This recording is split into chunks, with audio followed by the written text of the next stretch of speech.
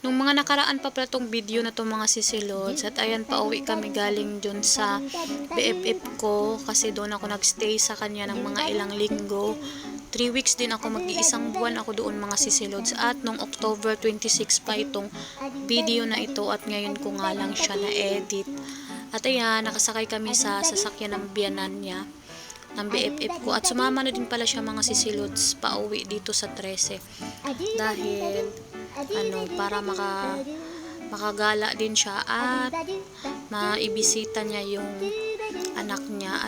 At dahil wala akong magawa sa sasakyan mga sisilods, ayan, nag-video-video ako.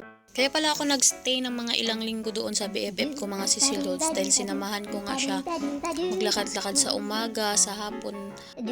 Ang laki din ng tulong ng paglalakad mga sisilods, lalo na pagkabuanan mo na or manganganak, malapit ka ng manganak, weeks before ka manganak, dapat maglakad ka na talaga ng maglakad yun mga sisilods. So, alam nyo ba mga sisilods, sa awa ng Diyos, ang bilis lang ng anak ng BFF ko, nakatayo pa siya mga sisilods, umiri. Kasi sabi ng midwife, matagal pa daw, pero ang bilis lang talaga niya ng anak, sa awa ng Diyos.